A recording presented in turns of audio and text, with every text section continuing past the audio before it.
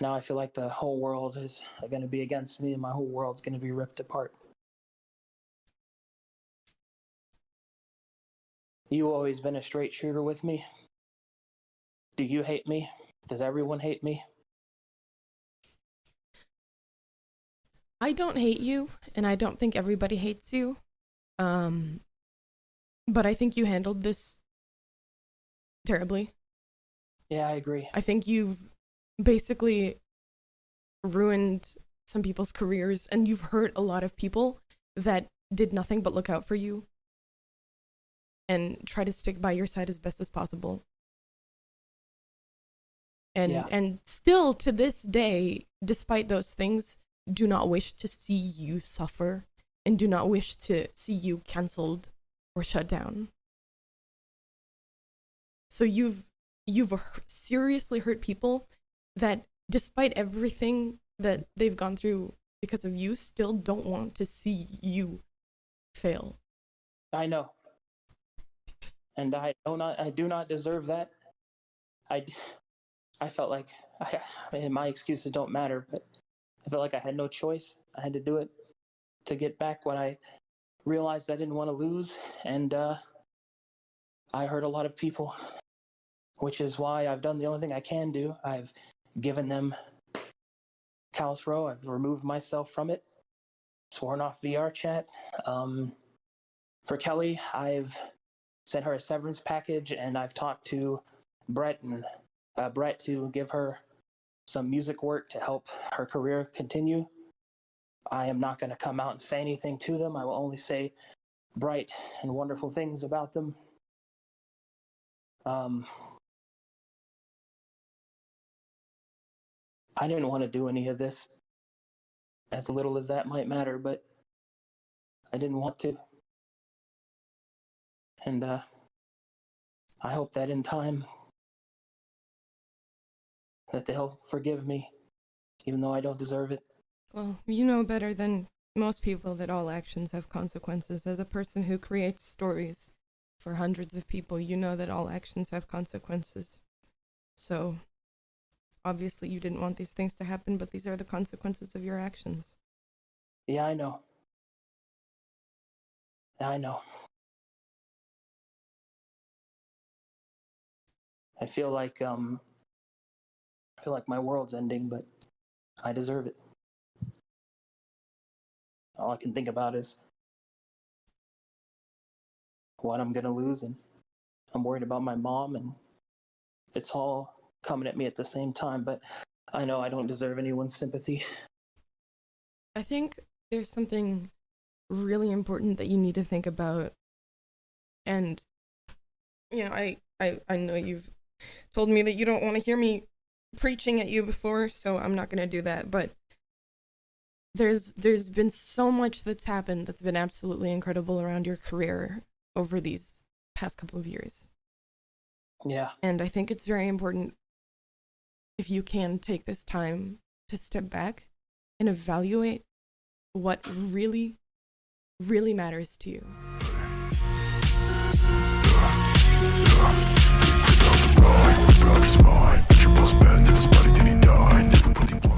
Jeremy Black, aka Arcadum, is a renowned Twitch star who gained his fame for Dungeons & Dragons streams.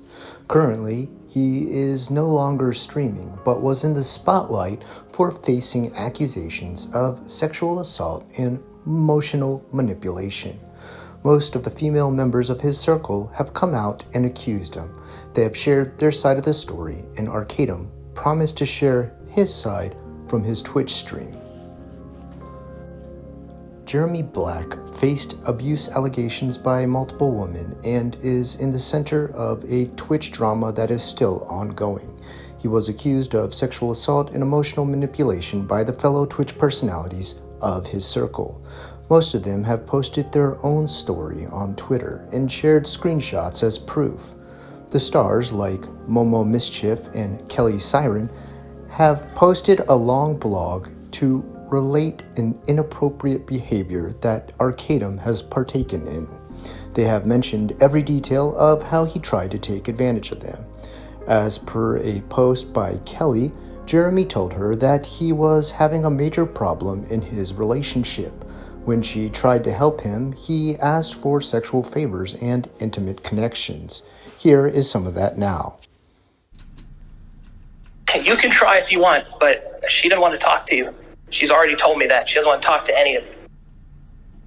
So you mean there's more?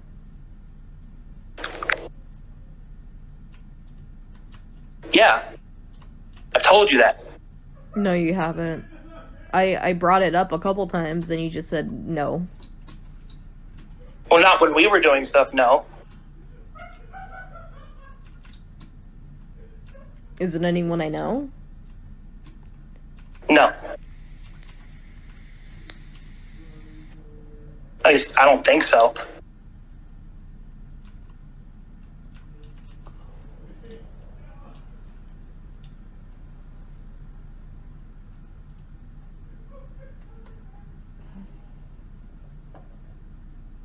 This was all before you anyway. So it was just another person. It's not like that. So then what is it then? What do you mean? When we were talking, I thought we were having fun. I didn't realize that you had feelings for me because I didn't have feelings for you. You literally, you said the messages are there. Like you told me you were a friend and that you just needed help. Yeah. And I tried helping you. And now look where it's got me. And now what? Look where it's got me. In extreme emotional distress. And I'm sorry. It's not like I wanted that to happen to you. I didn't engineer that to happen to you. Yeah, but you were my boss and you crossed those boundaries.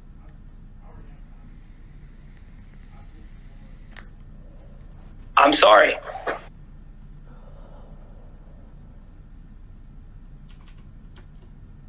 Oh, man.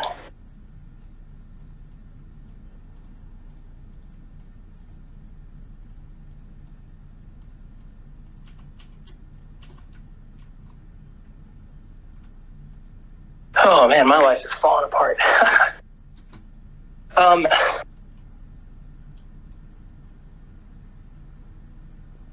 I mean, you got yourself in a pickle, man. I don't know what else to tell you. That's all I can do is do my best to make things right.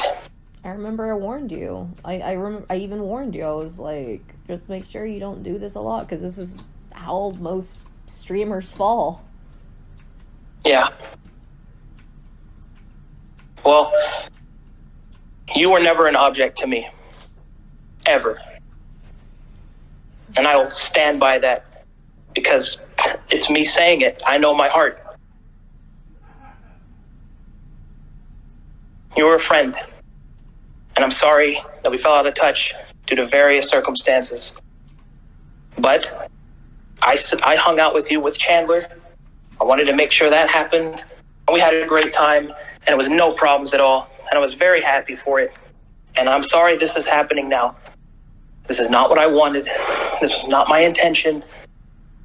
I want to make sure that you have the opportunity to do the things in Kalispell that you want to do. And I will talk to her about that. But we can't talk directly anymore. Okay. That's the cost. And I'm very, very sorry. I really am. Okay. That this is causing you emotional distress because it's causing me a lot too. And I'm sorry. I'm so sorry. I'm sorry.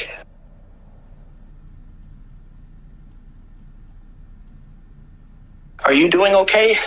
Like you said that you were really depressed, and I'm very sorry this is on you. Do you need help in any way? How can you help me? Because my depression started because of like that spiral, or you remember my plans for the summer. Like I was having like pretty good plans, and then that started. You triggered my rape PTSD. I'm sorry. And it literally sent me down the spiral, and like look where I'm at now. It's not easy. I was already barely climbing up my confidence ladder.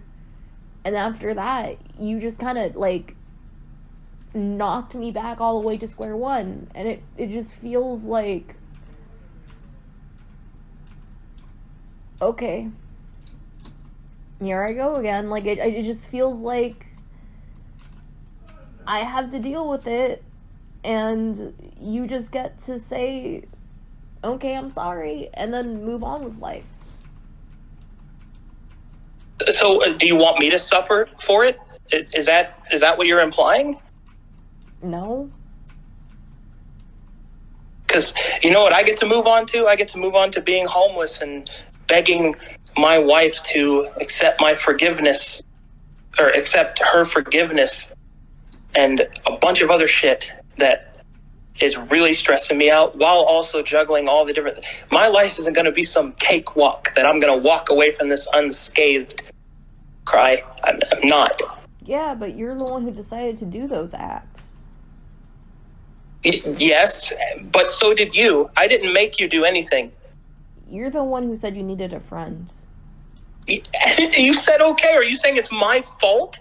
Yes, I did ask you. But you said yes. I didn't make you do anything. I didn't take advantage of you.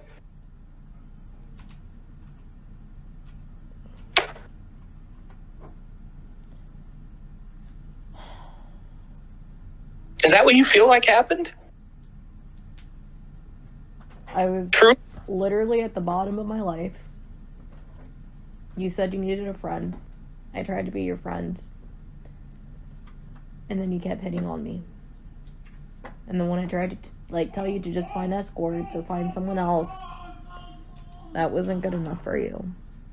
And then I told myself, you know what? If it's not me, it's probably some other girl. Then at least I can keep my mouth shut. I never treated you like that. In my mind, I never looked at it like that. And if that's how it happened, you know, to you, I am sorry, but that is not how I approached it at all. That is not how... So are you denying the fact that, like, I repeatedly told you that, like, oh, hey, there's escorts, you can use them, and then you repeatedly still made advances, even though I tried to shoot you down several times? You didn't tell me no. You said, hey, you could try escorts and stuff like that. I'm like, okay. And then you, like, cry. There was never a... If I didn't pick up those hints, I'm sorry. But I did not force myself on you. I did not take advantage of you, and I will fight for that because I didn't do that. I'm not that kind of person. If I crossed any lines by hitting on you when it was inappropriate, I'm sorry, and I have done dividends to make up for that, and I have tried to help you and make sure, and all of that wasn't like out of guilt or anything. That was because I really honestly wanted to help you. But right now, those things have come to light to Tiffany, and I need to do this to fix my relationship with her. Okay. And I am very sorry. I wish you the best of luck, then. Thank you, Cry. Okay, so couple of logistics things here. I'm going to message Simon to let him know that you need to go through him. I won't tell him why. I'll just tell him. He's a pretty cool guy. I know he'll understand. And,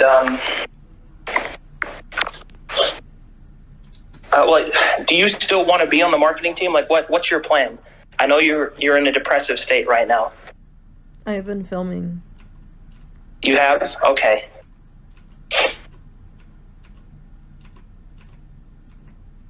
Okay. Then I'll let him know that as well. I guess the last thing I'll say is, you are not an object. And for whatever my words may be worth for you to hear, you are a valuable individual. You are.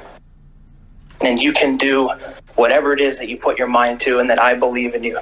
Okay? Okay. Do you believe me when I tell you that?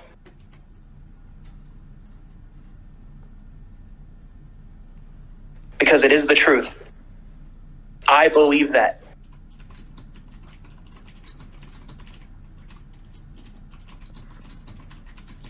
I just want to heal, man. I hope that you can. Thanks for talking to me. I'm sorry about the ambush after you woke up. I didn't really have a lot of options, though. But I am sorry. I'll let you go, and I'll tell Simon. Okay? Okay. Thank you, Pry. Bye. Bye-bye. Now, what you just heard is how Jeremy / Arcadum handles a call in which he's finally been cornered and asked to quit his constant manipulation of his fellow female hosts within his gaming and VR world. If you don't understand exactly what's going on here, let me explain somewhat, because this does get complicated and reaches into aspects of gaming that maybe you and I don't always interact with. For example, some of this deals with tabletop gaming. When you do tabletop gaming, that is when you roll dice, have character sheets, and role-playing books such as Dungeons & Dragons or Pathfinder. You create a character, and usually these days, especially with COVID, this is played over line on a Zoom chat, or one of the more famous ones is Roll20.com. Now, if you use those, you're face-to-face with everyone. But what is happening here is Jeremy created his own sort of virtual reality world called Vernum, I believe it was. And when he would have his fellow hosts in there after he had played the game, that's when he would suddenly make all sorts of sexual advances on them. These ranged anywhere from manipulating their virtual characters to getting closer and closer to them and making out all sorts of different ways in which he'd like to progress their relationship further, even so far as asking them to be his girlfriend while he was married the entire time. A lot of people fail to mention that, but Jeremy is married to a girl named Tiffany who has been his wife for pretty many years now, and he was doing this all under her nose. Now, when you hear her talk about, or him talk about, not explaining exactly what happens, that's because Tiffany has stayed out of this for the most part and retracted any sort of statements or stayed in sort of the shadows of this. She is completely innocent in this and did not know what was going on. She hasn't made any statement on it, and it seems like she wants to stay out of it.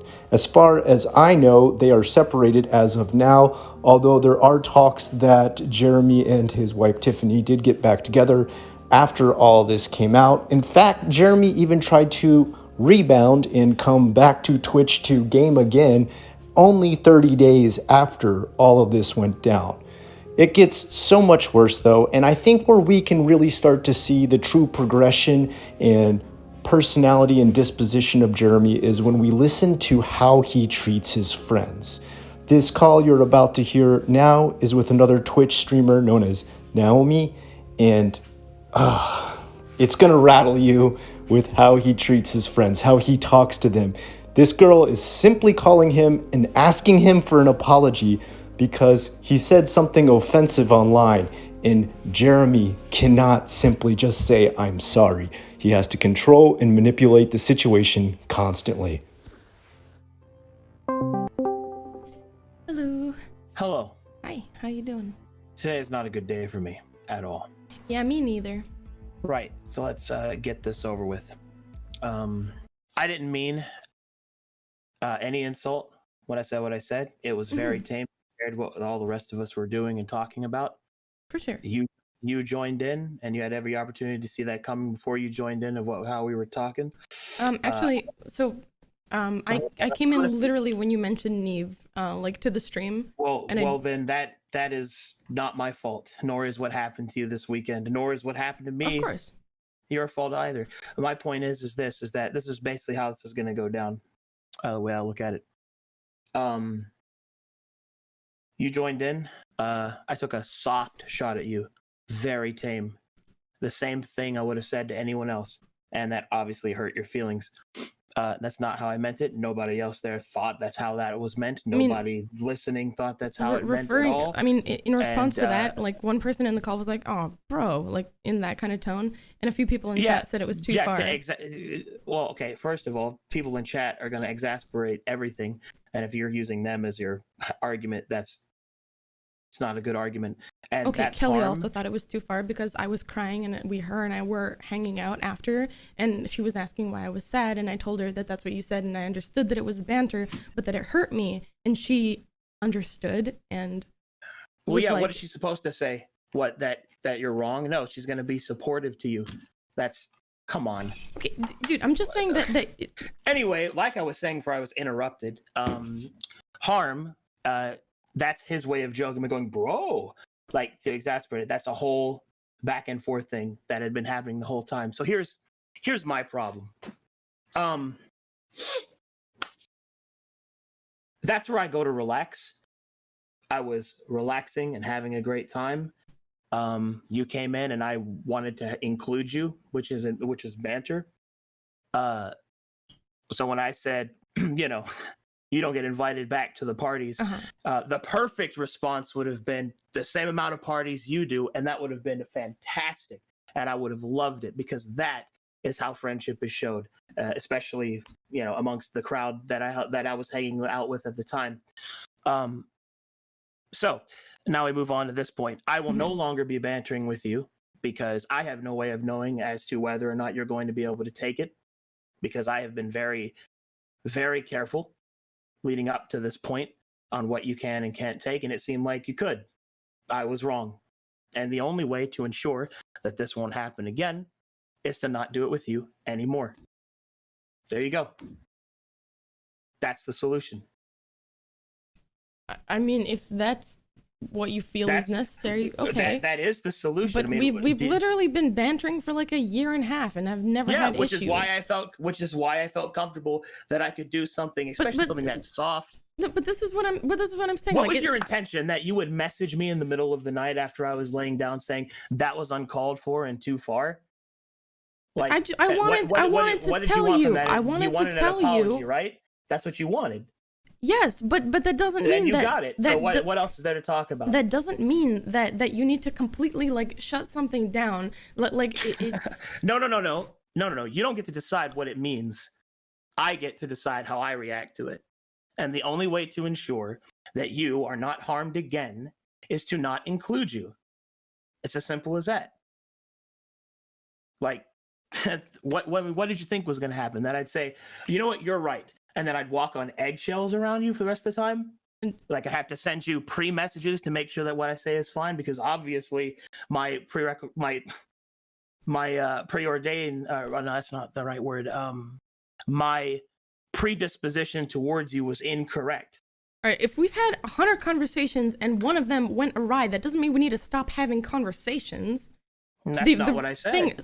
I know, but I'm bringing up like a comparative example. Like if you eat 100 burgers and one of them is rotten, you don't stop eating burgers. Like I'm fine with banter. I enjoy and appreciate our banter. You stop eating burgers from that place. So your example works against you, but that's not the point.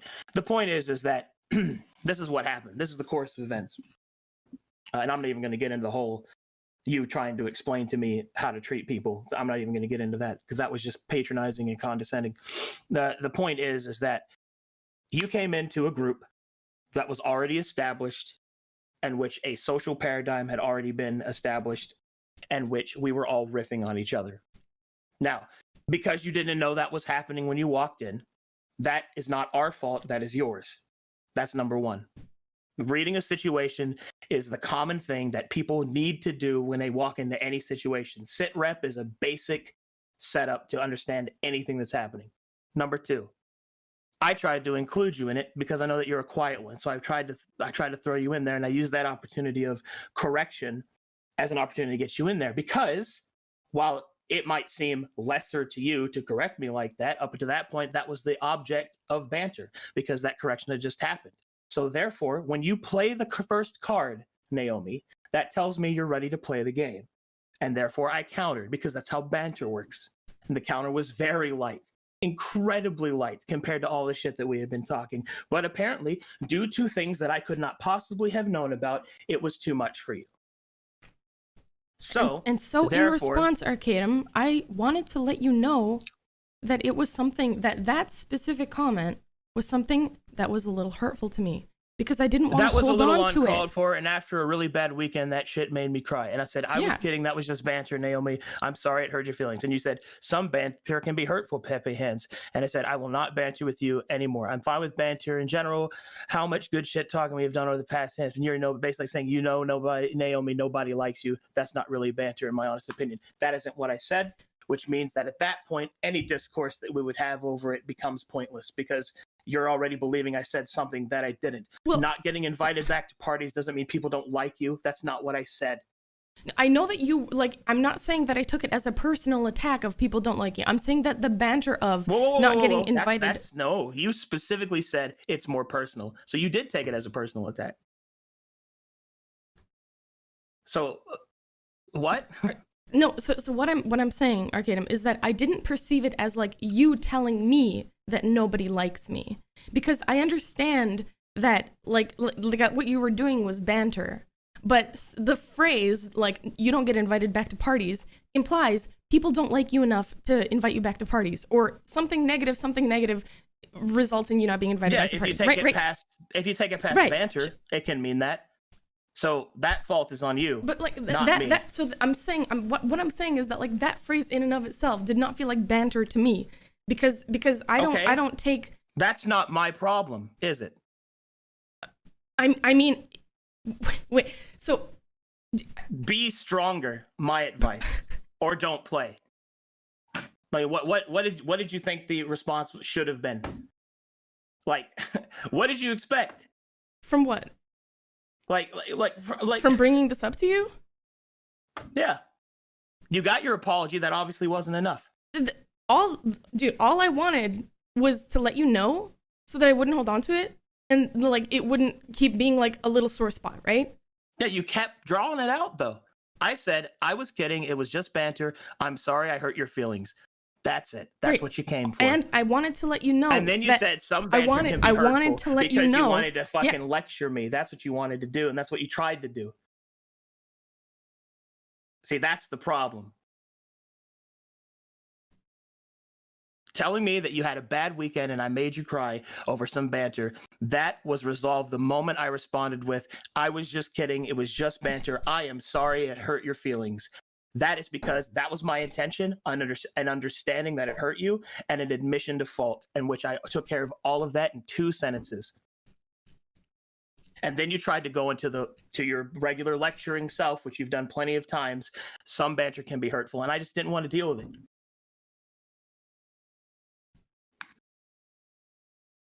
And then you proceeded to try and explain to me in further detail why I was wrong to say it. And I just didn't want to deal with it. I just didn't have the sympathy for it.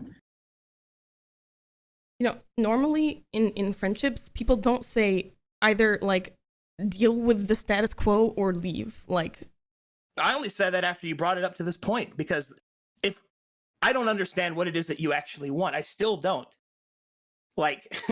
You got your apology and I meant it, but you kept drawing it out. Okay. So it's obvious you wanted more. Typically, if somebody does something that doesn't have the intention to hurt, but it hurts somebody, they don't say, oh, well, that wasn't I making. They don't say what? I didn't mean to do that, because if I meant to do it, that would mean I wasn't your friend. No, they don't say shit nobody else took it that way. They don't say shit like it's your problem that you took it that way. They say they literally just say I didn't say that until after you tried to explain to me how to talk to people. That was me not having any more of your shit. As I pointed out at the very beginning, what was the first thing I said to you when you said that to me? You said, I'm sorry it hurt your feelings. I was just kidding. I was just kidding. It was just banter to explain my position. And then I said, I am sorry it hurt your feelings. That's me taking all the fault for it. I didn't say you were wrong. I didn't say any of that other shit. until after. And then what is your response after that? You said some banter can be hurtful. Pepe hands. Well, guess what? That's you trying to say, well, some banter can be hurtful, because I know that if I had engaged that correctly, you would, or in the way that you probably wanted to, you would have went into this tirade explaining to me how, and you even tried to do it later after that. And so I just don't have time or sympathy left in my tank to deal with that. So the best way to make sure that you don't get hurt again is to make sure that you don't play the game. I just won't play it with you. There you go. Everyone wins. It's not like our relationship's going to change. That is a presumption on your end. The change will be seamless. You won't notice it. Even with me pointing it out to you, you won't see it, because I know how to do it. In fact, if we had never even talked about it to this extent, you wouldn't even have noticed anyway. It's just in this one instance, my normal sympathy tank that I have was out. And what I meant by be stronger, well, understand that that's maybe what I actually meant by it wasn't the thing that you thought that was meant by it.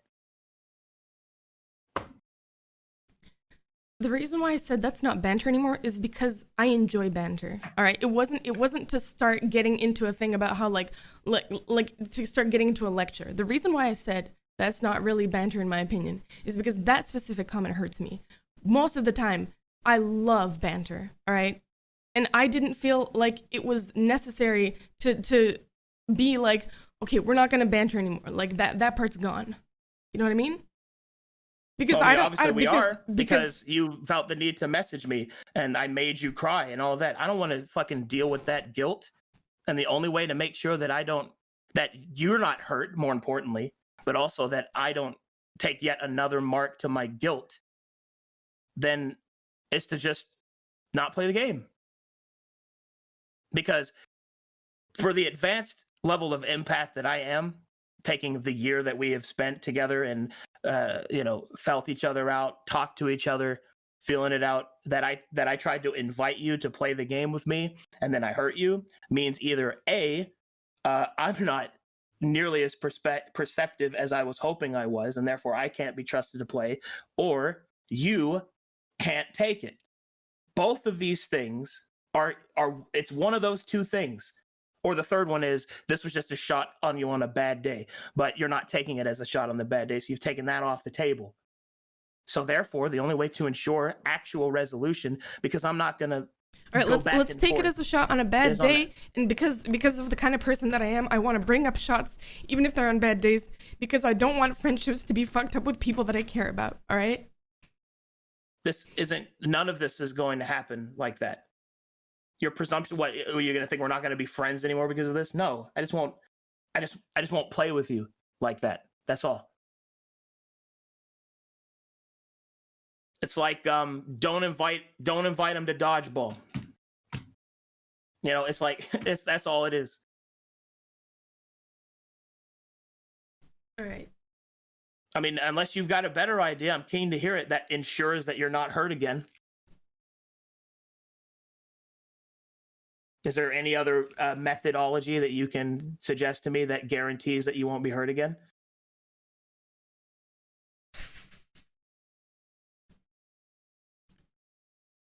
Hence why I'm taking it. That's the only one I can think of that guarantees it. I don't know. Aside from just awareness of like the kinds of comments that typically attack like things like the difference between something that would actually be hurtful to some.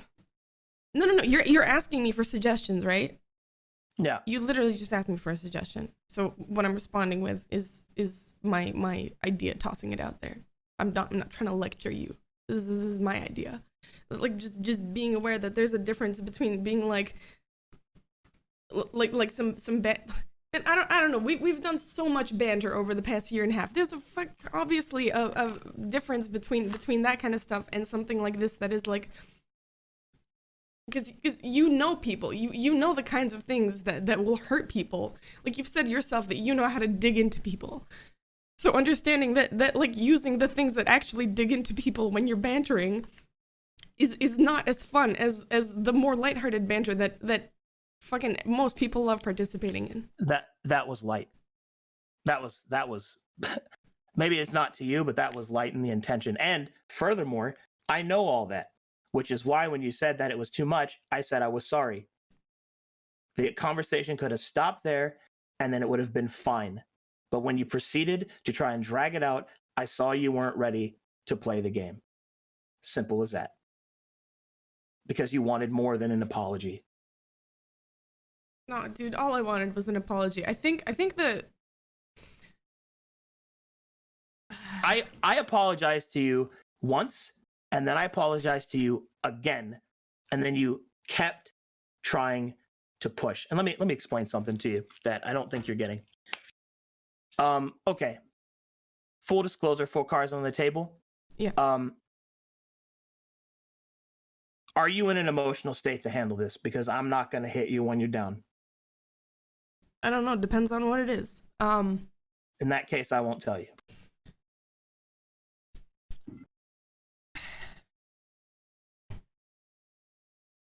The only reason I drew this out is because I was confused about you saying I will not banter with you anymore, because I didn't feel like this warranted, like, needing to stop banter. And that's why I started talking about all that other stuff, because I was like, wait, but this can continue. This can be a one-off thing that is like, so you said sorry, I forgave it, it's fine.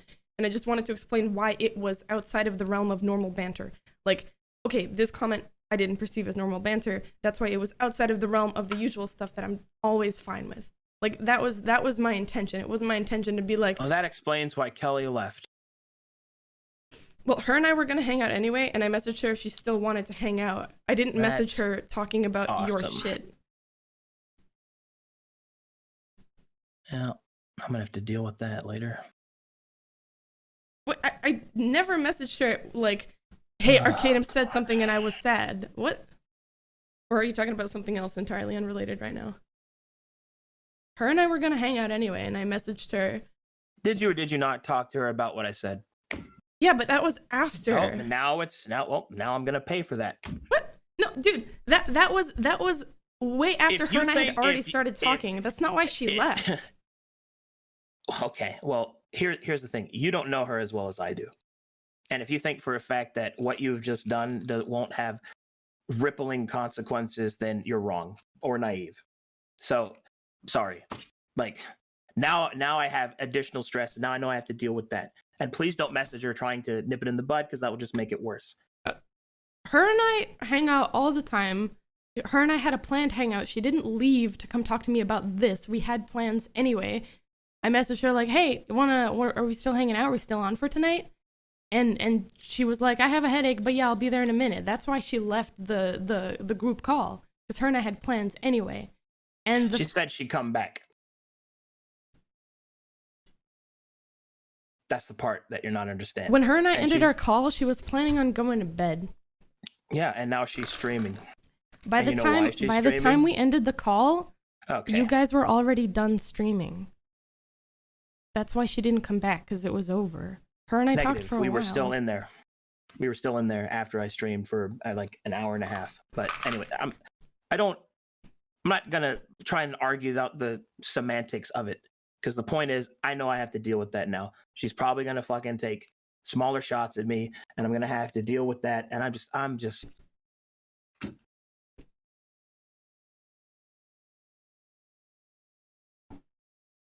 Do you expect friends not to comfort each other? Like, that's, oh my god, yeah, that's what I meant. Please, that is not what I fucking meant. Do you have any idea what it's like to not even be able to talk your true feelings to somebody because you know it'll fucking destroy them? Like, do you have any idea what that's like? Like, that's my constant existence. Is I can't tell people what I really think or the truth about something, not the full one, because I know that they can't fucking take it. Why do you have so many harmful thoughts towards your friends then? It's not harmful thoughts, they're hard truths. And the thing about it is because I'm constantly in a position of providence to people. Those friends of mine are made and sustained through a system of service. So that's the difference. I mean, do you think that if you didn't do D&D that people wouldn't be friends with you? Like, that's not the Yes. case. No. I know that's in fact, I can give you a percentage. It is actually, I believe it is 17.8% of the people that I run D&D for will continue to be my friends once the game is done. I have that number for you. I have made that calculation. I have made that calculation 4 separate occasions. The evidence is empirical.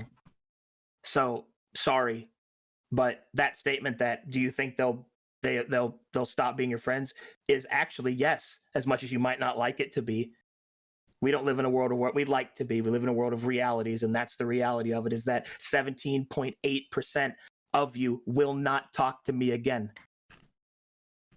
Wait, 17. Excuse me, will continue to be my friend. I believe it is 48% of you won't talk to me ever again. Wait, what about the other percent? Passing messages, not a real friendship. Now, those numbers are probably going to be more bloated onto the passivity due to my position as a streamer.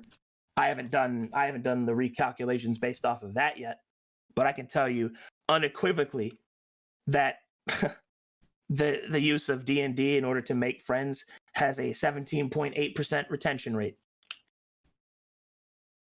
That's the tragedy that I live. So I don't expect you to understand that. I don't bring it up because it just makes people feel awful. But that's the reality of it. I mean, is that like for all DMs or for you specifically? That's for me. I can't speak for all DMs. Right. That's for me specifically. But considering that that's the only measurement that matters is because it's me. I'm not someone else. So, yeah, that's me specifically. Okay, but like, have you thought about why they wouldn't? Aside from the obvious clout chasers, because no. This was before clout. Okay. This is before any of that. These measurements are based off my entire career. So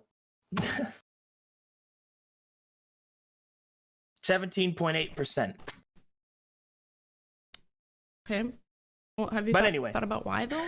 Because like no, of course I have, Naomi. Please. Yes, I have. I have augmented behaviors. I have done experiments to determine why. I have tried to pick different ethnicities. I've tried to do different gender counts. I've done everything that was within my power to experiment, and that number has remained depressingly the same. So that's the way it is. It could just be because it's me, but change isn't very easy, especially if someone of my age. So bearing a complete and utter personal overhaul, that's the way it's going to be. So that's why, to protect myself from disappointment, I have to keep this wall up. And one of those walls is determining whether or not I can speak frankly around someone in a non-professional manner. And after a year of our interaction, I thought that I was ready to be comfortable around you. I was wrong. I mean, in that sense, we've had a lot more personal conversations than the closeness and comfort which is why I'm not thinking that our friendship is over because of this. I just won't banter with you anymore. That's it. Like you're the one who's blowing this way out of proportion than what it actually is. Probably because you've had an emotional day. I've had one too, but I'm used to having those because I'm not saying that I'm used to having those like other people don't have those every day. Right. I'm saying those that I am in a specific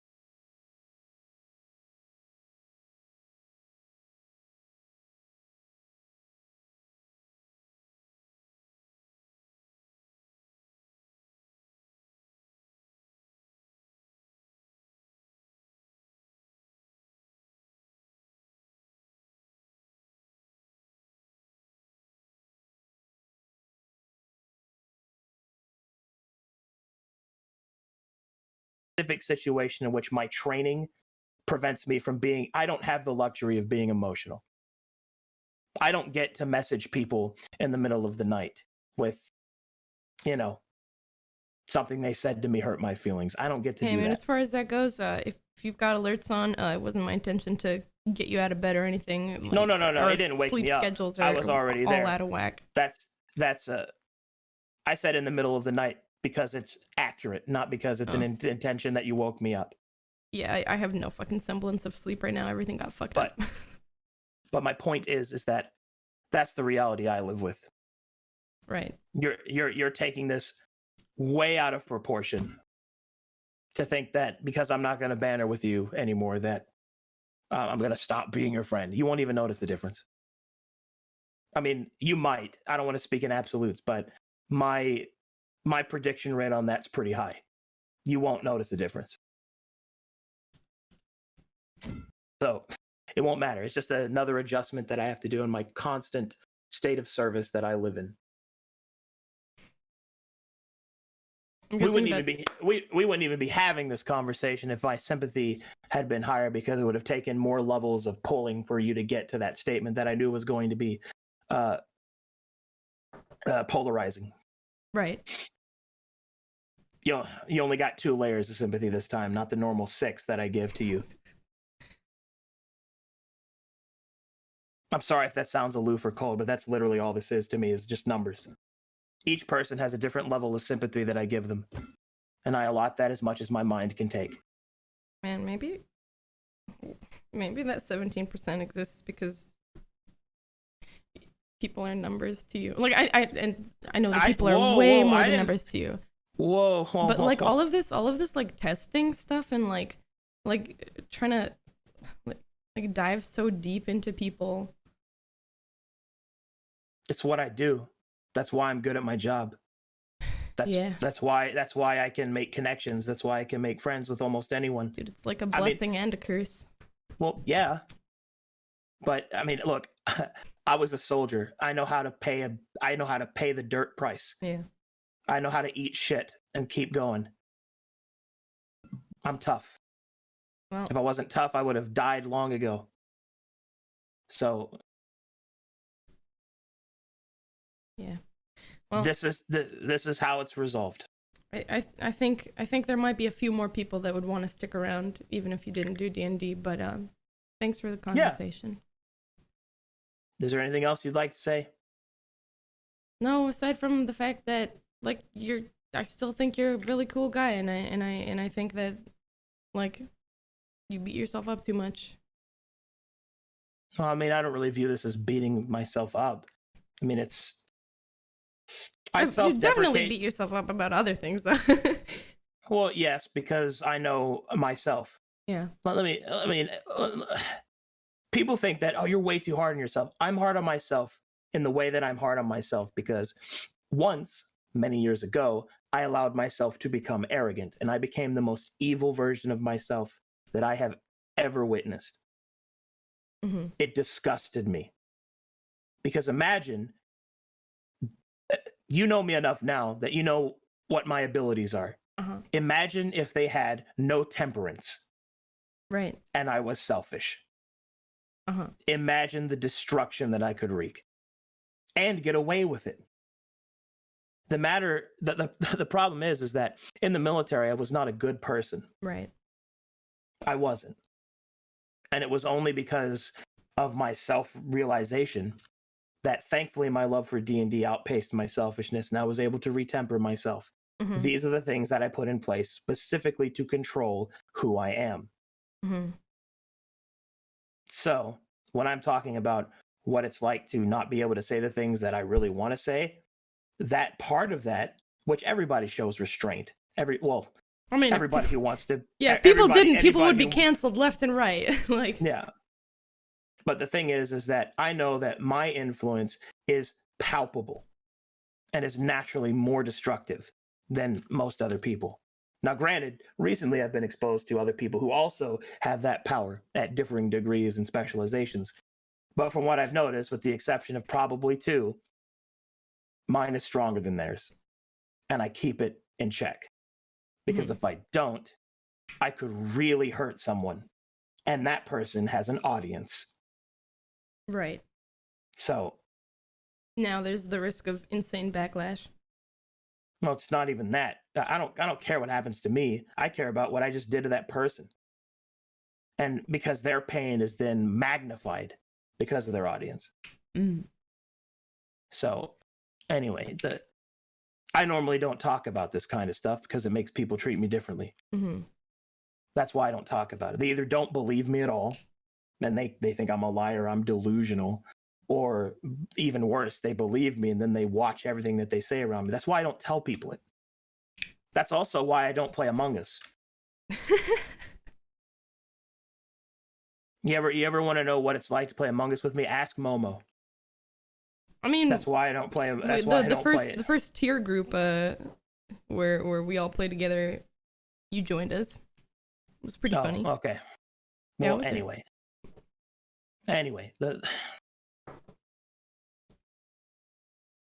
Now, I will say, this girl, Naomi, she pretty much handled it better than anybody else. She's probably the only one who ever schooled Arcadum quite a bit. And I think she actually took a genuine interest in trying to repair this guy's image or make him see the light or make him realize just how disgusting some of his actions were. It never worked, of course, because Jeremy only listens to Jeremy. He doesn't listen to anybody else.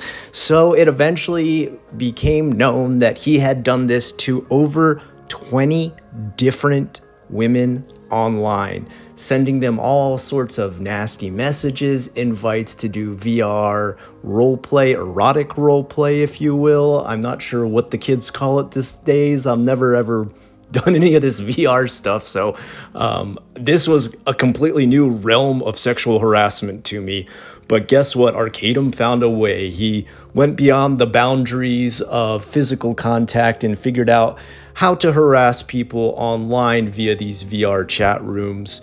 And what I'm going to do now is just read what the insider wrote about Jeremy the day he was figured out and found out and called out by all of the people he harassed.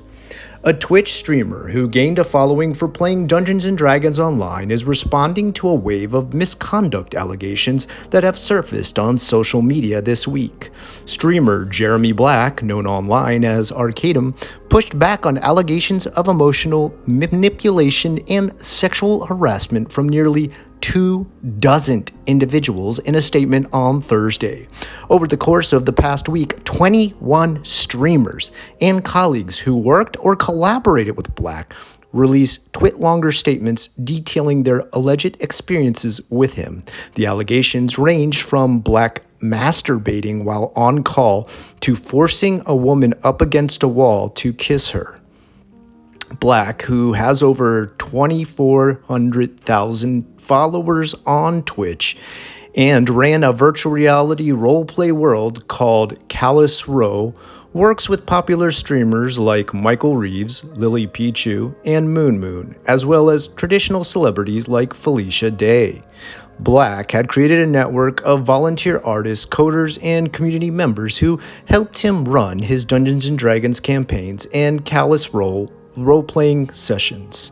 Some members of that community alleged that Black used his position to pressure women into emotionally and sexually gratifying him. We'll get into the account of the actual physical abuse that took place later down the line. We've got so much to cover in just these different harassment cases beyond just the one where he pushed a girl up against the wall.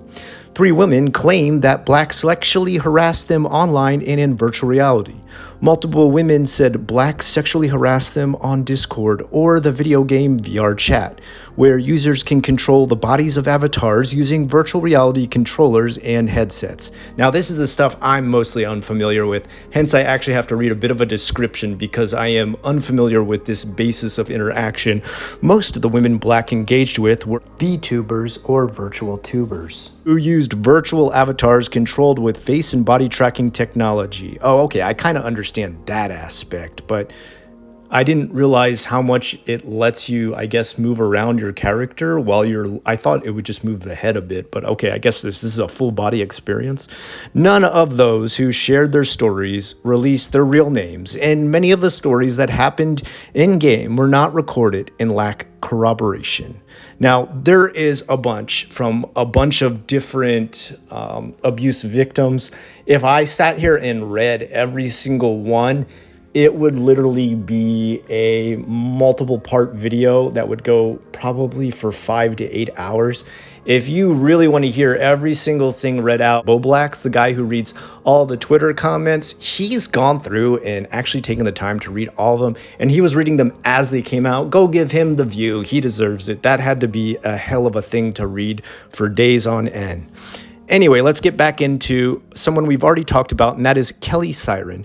Kelly Siren is a Twitch streamer with 17,000 followers, wrote that she had been a close friend of Black's for 3 years. She said that while in VR chat, Black would comment on her character's breasts and ask if he could touch them. Ew, creepy. Okay, now I can kind of see where this gets creepy. Yeah, that is really weird. She wrote he would ask her to help him find sexual release. And you're going to hear this again and again. This guy constantly asked other people for quote unquote sexual release. He would give this pity party statement about how his wife was mistreating him and holding him back from releasing himself sexually. And then he would put that on these girls that helped him host his games to help him do that. So gross. She said, I said yes sometimes because I would just get tired of dealing with the constant asking. I was afraid he'd drop our friendship. I was afraid of him. Yeah, that's right. He was afraid that he would drop her friendship and the jobs that she had given a lot of these people. Now, that's the thing. Jeremy Arcadum had actually employed a lot of these same women that he harassed to work for him. So he would instantly, when called out by one of them, just drop them from the group that was getting paid to do this work to make these games and help him do artwork, maps, character creation, role-play assistance. These are actually pretty complicated jobs. I've done tabletop role-playing quite a bit, and I do understand a ton of work goes into this. So to do all that work and then suddenly get dropped just because this guy was sexually harassing you, not just in your personal life, but the work you did as well, so grimy. What a disgusting dude. Siren describes his actions as harassing in the Twitlonger and shared purported Discord messages where Black appeared to coerce her into sexual activity. The longer I knew him, she wrote, the more pain and paranoia he brought to my life. Siren did not respond to any questions from any publications at the time. So I guess more people wanted to ask her about what exactly had happened. I think she's been traumatized enough and probably doesn't want to talk about this anymore. The next one is Uzuri Mia, a Twitch streamer with 11,000 followers, wrote in her statement that Black would ask her for VR lap dances in June 2020. She told Insider that she had an extra hip and foot tracker that allowed her to dance. Wow, I've never heard of this stuff. This is kind of blowing my mind. I'm learning as you guys are learning. She claimed in the statement that 1 month later, Black asked her for erotic roleplay. She told him she wasn't interested and they stopped talking shortly after. She told Insider that she would classify his actions as harassment because I told him I wasn't comfortable with him doing sexual things, and he would push and push repeatedly until I firmly said no and shut it down completely. Good for you, Uzuri. That's amazing to hear. I'm glad she stood up for herself. It sucks she had to be in a position where she had to do that, though. I was honestly scared of making things awkward or getting kicked out of RP or him just not being my friend anymore, Uzuri wrote. See, once again, a woman who's afraid of losing her job because this guy's harassing her on and off the job to do things she's really uncomfortable with. Gross. Next up is Lyra121, a VR chat avatar creator, said in her statement that Black asked her for personal lap dances. Lyra121 declined to comment. So she's also having to do the same thing and probably worried about the same stuff. Twitch streamer Remy the Siren, who has 22,000 followers, wrote in her statement that Black asked me if I was okay with him masturbating while he was on call with me and if I could quote unquote help him, which he said made her extremely uncomfortable. She wrote that she felt pressured to oblige since he was a member of his campaign and was holding money and a spot in a D&D group over my head. Once again, holding his all of his creators to do what he wants because of pay, a job, and a place in his RP group. Now, I will comment this, okay? Stopping just mid right here. He was an amazing dungeon master, and his games did seem very, very interesting. I would have loved to have this guy be the DM if he wasn't such a creep. So I understand where these women are coming from, saying that they wish they could just stay in his group and they didn't want to lose that spot. This guy was very creative. I can't take that away from him. But at the same time, it must have really had some mixed feelings pushing all this sexual harassment into it. Next up is Momo, a VTuber with over 200,000 Twitch followers, wrote that she believed she was groomed by Black and that he twisted me into always believing his words no matter what we talked about. Momo also did not request to comment. One allegation took place off the internet. Now, this is the one where someone was actually held up against the wall. This is kind of traumatic, so trigger warning for actual physical abuse. Falcona said in a Google Doc statement that she was sexually assaulted by Black back in November 2019. She claimed that she was invited over to have him at his home for a weekend, and he asked her for a hug, which led to him forcing her up against the wall. He started kissing my neck and trying to hide it behind crying. Falcona did not return a request for comment. That sucks. That's so disgusting. Why is this guy not locked up in jail? He's literally pushing a woman up against the wall and trying to force a hug on her and kiss on her. Why? I don't understand how he's not in jail. This is so disgusting. This is the thing that I always hate to hear, especially because people in the comments will be like, well, if this really happened, why didn't the police get involved? It's not that easy. You know, it's not that easy. And it's not easy for these people to talk about it. And it's not easy for the police to gather evidence on it that can put somebody in jail. No one was standing around with a camera recording this as he was doing it.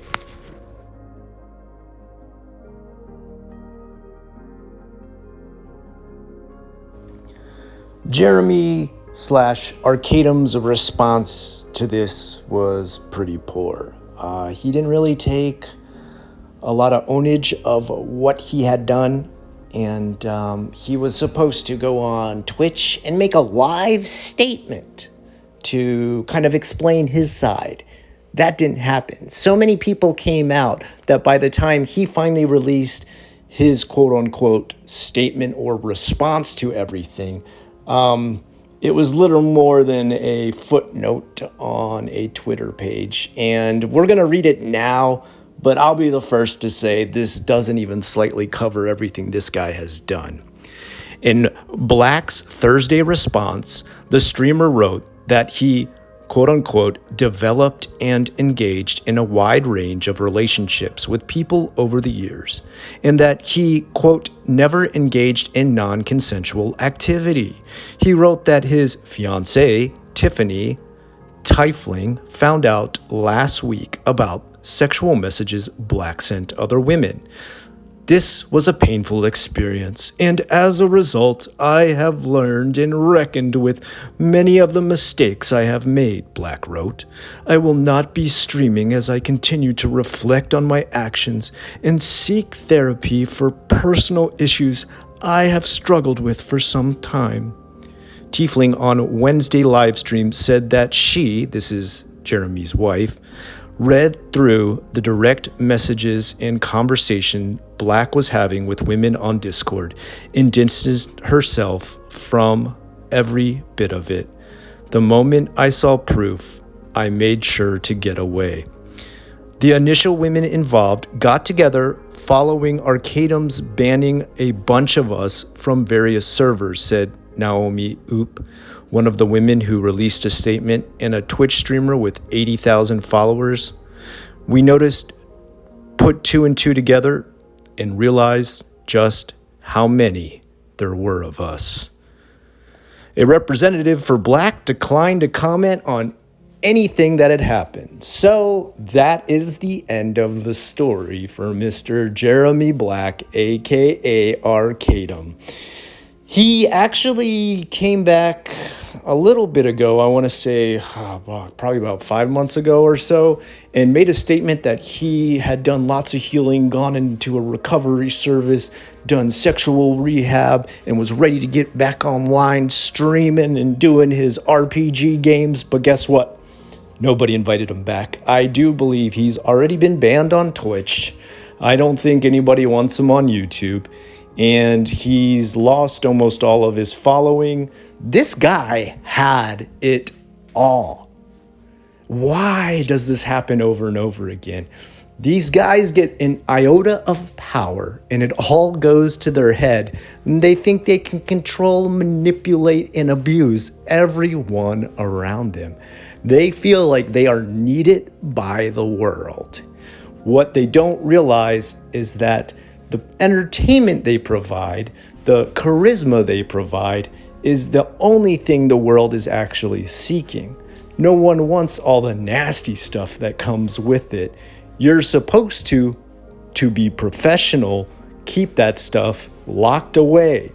It's gross. Keep it in the bedroom with your actual fiance or wife or whatever she is, because every time I read about this guy, it changes. He would tell all these girls that, oh, she's just my girlfriend. Oh, she's my fiance. Oh, she's my wife, but she doesn't love me and treats me horrible. And that's how he would get a pity party for himself every single time. This guy had games going nonstop, VR, chat rooms, an entire world filled with people who would help him roleplay NPCs. He had artists designing tons of stuff for him, a Discord server that got all his games ready and in order, merch, hoodies, everything anyone could want as a master of D&D. This is unheard of in the world of RPG. This is on the level of like highly produced tabletop games and role-playing live that you could have gotten to. This guy was really his own sort of channel for all of that and made a ton of money off of it, like upwards of 6 figures. But he couldn't keep it in his pants. The scariest thing for me is when guys like this say they're gonna make a comeback. This guy here said after 30 days he'd be making a comeback. Mini Lad has made a comeback. Red Kiwis has made a comeback. 2 other people that I'm going to be doing an expose on as well, who have harassed or sent nasty pictures, nudes, lewds, whatever you want to call it, to their viewers online. And the scariest part about this is that they think that it's just, a couple days in rehab, a couple days offline, a couple days disconnecting from the internet, and I'm good. I'll come back and never do this again. Well, with this guy, after 21 victims online came forward and talked about his sexual harassment, I don't think there's any chance of this guy coming back and adding anything we need to the online community. Nonetheless, I think it's always important that we call attention to these situations, not because I think I'm some sort of great protector of the internet. That's not why I do these. I'm not out there to, quote unquote, actually police the internet like I've been accused of in the comments before. I just think it's very important to call attention to this so that if they do come back, their legacy comes back with them and people know to stay away. Anyway, guys, I'd love to know if you knew anything about this. Some people had told me in the past when I brought up Arcadum that they had never heard anything about this, and I was kind of surprised because I thought this was kind of a big story back in 2020. But maybe I'm wrong, I don't know. Until next time, I'd love to hear what you got to say below. I've been the Inksmith. I'll talk to you again real soon.